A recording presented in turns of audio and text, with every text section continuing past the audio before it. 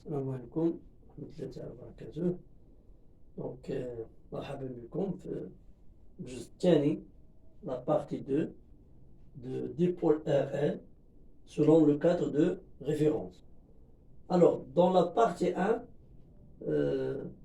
j'ai cité 6 objectifs. Donc, on a bien expliqué les objectifs de dipôle RL selon le cadre de référence. Donc maintenant, on passe à la deuxième partie. Donc, j'ai cité ici donc 1, 2, 3, 4, 5, 6 objectifs. Alors, pour le premier objectif, c'est déterminer l'expression de E et déduire ER et EN. Alors, par exemple, on a deux situations. Donc, soit on a un générateur ici, d'accord, un générateur, une bobine, restance. Donc on a ici un établissement. Dans la partie 1, on a établi l'équation différentielle, par exemple, vérifiée par E. On a trouvé que E plus L divisé par R total, d'accord, d de E égale à E divisé par R total. On a établi ça. Alors, dans l'examen, donc, il vous donner donc que la solution de cette équation, par exemple, s'écrit sous forme A plus B, l'exponentielle, moins alpha fois T. Alors, la question, c'est de trouver les paramètres A et B et alpha en fonction de L, R total et E. D'accord? Déterminer l'expression de I. Alors, pour trouver l'expression de I à partir de cette expression et l'équation différentielle, premièrement, on prépare la dérivée de I. On dérive ça. Si on dérive ça, donc la dérivée de I, donc d de I sur d de T, égale la dérivée de A égale à 0, plus B fois la dérivée de E moins alpha T, donc la dérivée de donc E moins alpha T par exemple prime, égale moins alpha, l'exponentielle, moins alpha T. Égale moins alpha, l'exponentielle moins alpha.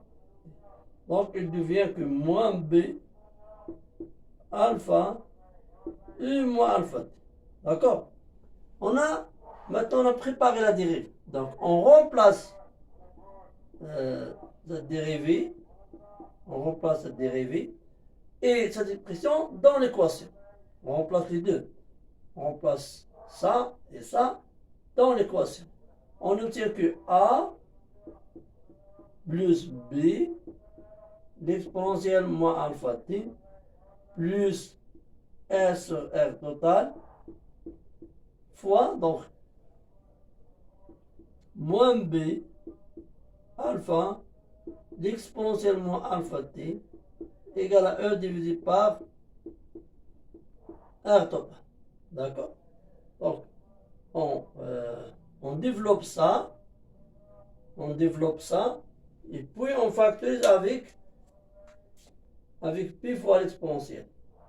P fois l'exponentielle. Donc, on obtient quoi? On obtient que donc, on obtient quoi? On obtient que, donc, ça c'est A, donc, on fait ça, c'est donc, moins E, R, T, plus B, l'exponentielle moins alpha T, il donne 1, ça c'est donne 1, moins alpha fois R fois L sur R total égale à 0. D'accord? Alors, ça c'est une constante, ça c'est une fonction f de t, ça c'est une constante. Alors, pour qu'il existe cette fonction, il faut que donc A moins E, bien on met ici, donc,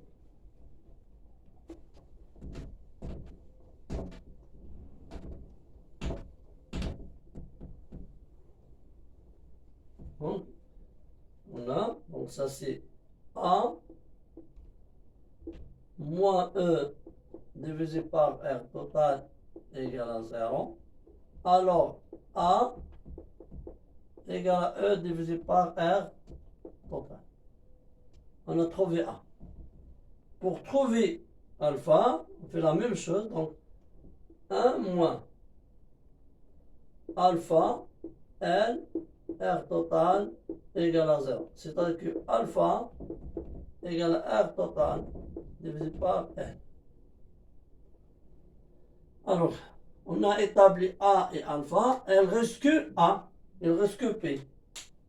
Ça. Alors, pour établir, donc, je vais rappeler un peu l'expression générale de E. Expression générale de E. Donc, c'est quoi l'expression générale de E? Donc, l'expression générale de E, donc E de T, A plus B, l'exponentielle moins alpha fois T. Alors, comment on peut trouver cette constante? Donc, on veut la condition initiale. Donc, pour les conditions initiales, c'est-à-dire I de 0 égale à 0. Parce qu'on a l'établissement du courant électrique. Alors, on remplace T par 0 ici. Donc, I de 0 égale à A plus B. E de 0 égale à 1. C'est égal à A plus. Alors, d'après les conditions initiales, E de 0 égale à 0. Et A plus. Et donc, A plus B égale à 0. C'est-à-dire que A, B égale à moins A égale à moins E divisé par R total. D'accord? Alors, on peut donc, alors l'expression générale de E de T égale E R total moins E R total l'exponentielle moins donc alpha R, donc moins RT sur L fois T. Donc on peut factoriser avec E sur E total. On obtient que donc E de T égale, alors E de T, donc E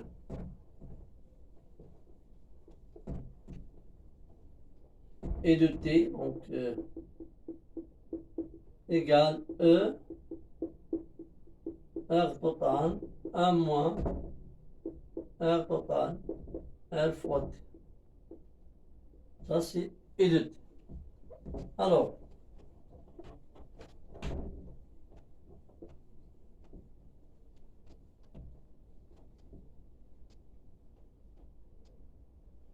donc, vous voyez ici que E l'infini égale à E R total 1 moins E moins l'infini. E moins l'infini égale à 0.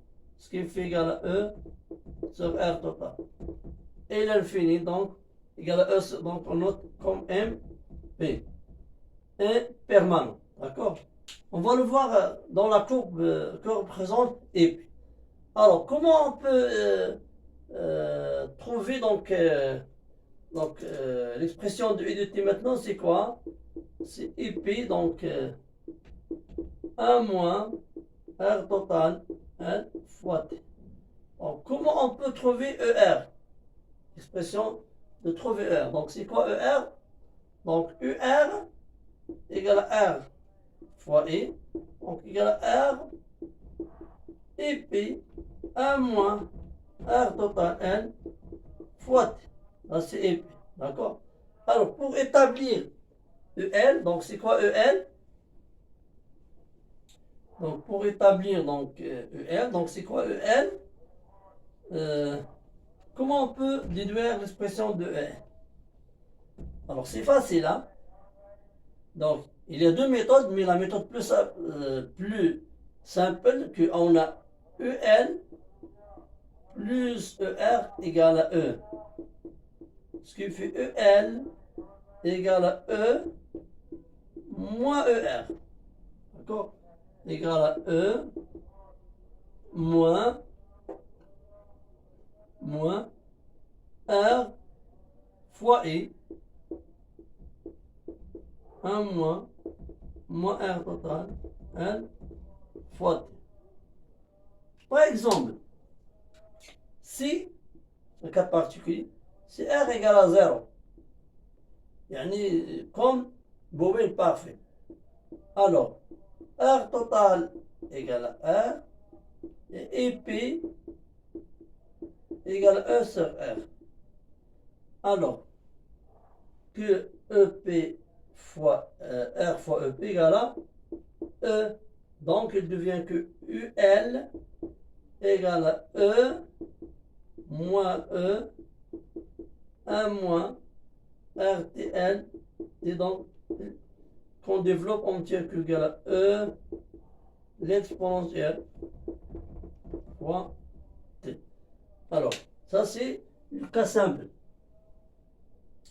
Donc on passe maintenant de connaître et représenter le cours de EL. Alors, pour le cours de EL, on a deux cas. Je le cite ici, donc on a deux cas. Le cas de l'établissement et la disparition.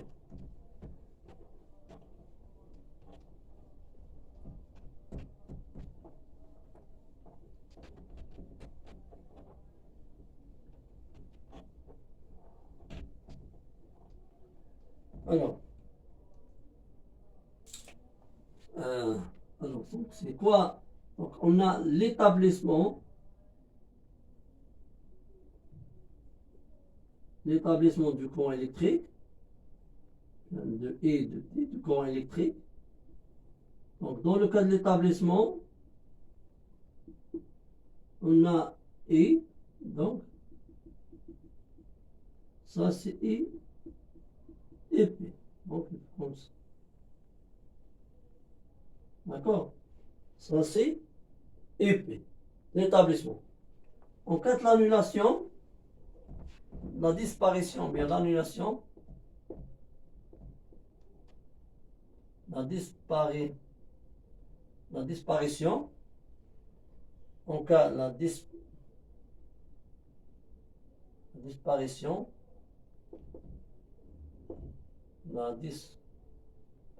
ou bien l'annulation,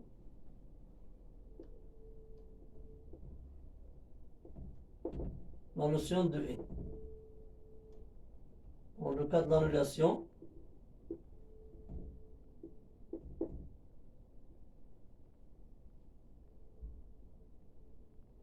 alors, ça c'est, il y a deux régimes, un régime transitoire et un régime permanent. Alors, la bobine, il fait quoi? Donc la bobine retarde le courant électrique. Donc la bobine retarde l'établissement. Quand vous, par exemple, quand vous voulez établir, par exemple, un courant électrique dans un circuit, la bobine, il garde une durée pour que le courant est établi. Ça, c'est delta T, c'est la durée de l'établissement. D'accord? Et ça, on a aussi deux régimes. Un régime transitoire et un régime permanent. D'accord? Alors, il a fait quoi quand on ouvre l'interrupteur du circuit? Alors, donc, on a l'annulation. Mais la notion ne fait pas directement à 0, mais il y a une durée, d'accord? Une durée de retard. C'est-à-dire que la bobine retarde la disparition, la disparition, la disparition, la disparition, la disparition du courant électrique. D'accord? On voit que donc ici que E c'est une fonction continue. D'accord? Donc d'après ça, il y a dans le cas d'établissement, elle s'arrête à et P, mais en cas de l'annulation, elle commence avec EP. C'est que E, c'est une fonction continue. Fonction continue.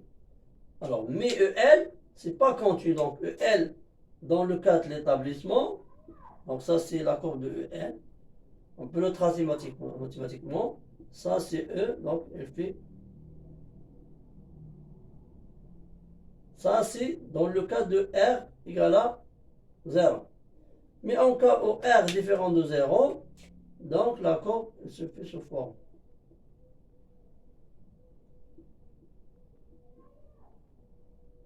C'est quoi ça? Ça, c'est R et P.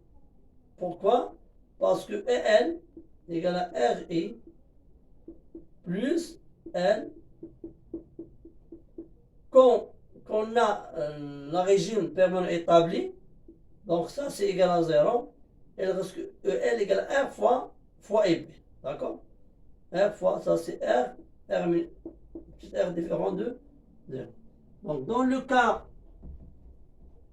de l'annulation, donc la courbe devient ce forme. Donc elle fait comme ça. Est annulé. Ça c'est EL. Alors, pour les deux courbes, on a montré que EL, c'est pas une fonction, c'est une fonction discontinue. C'est une fonction discontinue. Alors, donc on passe maintenant à l'influence de L et R total. D'accord? Alors, pour donc la durée de temps, donc c'est ici, donc la constante de temps de circuit RL, temps de RL, donc, égale donc le temps de RL, donc égal à donc R total divisé par égal à L divisé par R total. D'accord? L sur R total. Alors, si L augmente, temps augmente. Mais si R augmente, temps diminue. D'accord? Par exemple, mais donc c'est quoi EP aussi? Donc EP égale à E divisé par R total. Alors, quand on change R total, on a l'influence sur temps pour diminuer et tous ces EP diminuent. Donc R total, il y a de l'influence. Il y a influence sur temps, la durée de l'établissement, et influencer sur l'amplitude ou bien l'intensité au régime permanent. Mais quand on change N, donc on change N, l'inductance, quand L change, il influence seulement sur temps, S sur R total, donc quand L augmente, temps augmente. D'accord? Mais comment on peut déterminer donc taux, bien d'exploiter taux d'après la courbe? Alors, on trace la tangente ici, donc il a déjà fait l'examen, il a tracé la courbe, ça comme ça.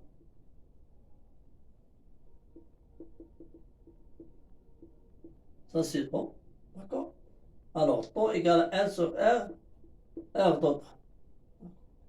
Alors, la valeur de il a notre idée que E, donc E dièle temps, égale à 63% de EP. D'accord? Et total égale à 63% de EP. Et donc ça c'est 63% de EP. Alors, pour l'expression de l'énergie magnétique, c'est la dernière chose. L'expression de l'énergie magnétique.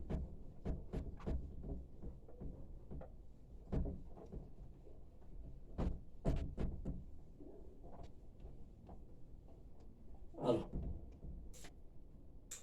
si par exemple on a une bobine idéale, il y a un courant I, la tension UN. Dans ce cas, UN égale à L sur D de T. D'accord?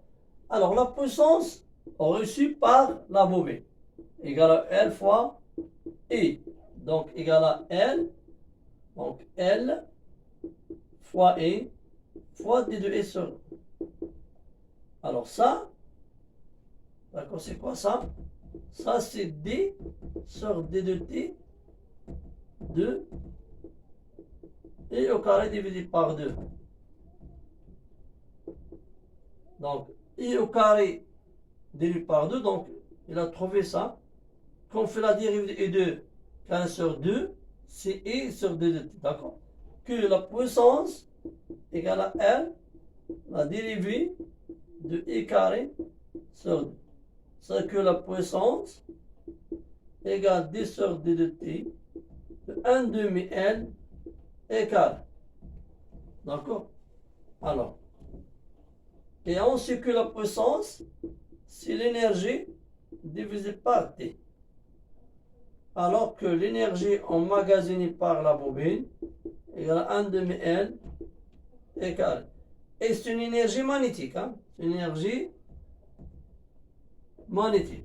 D'accord? C'est une énergie magnétique. D'accord? Alors, et enfin, donc, on a presque expliqué un peu quelques objectifs donc, de dipôle RL. Donc, essayez-vous de refaire ou bien de maîtriser ces objectifs. Ces donc, objectifs. Donc, je pense que ça est suffisant pour bien maîtriser le dipôle RL. Donc, si vous avez des remarques ou bien des questions, vous pouvez les laisser dans les commentaires. Alors, merci beaucoup.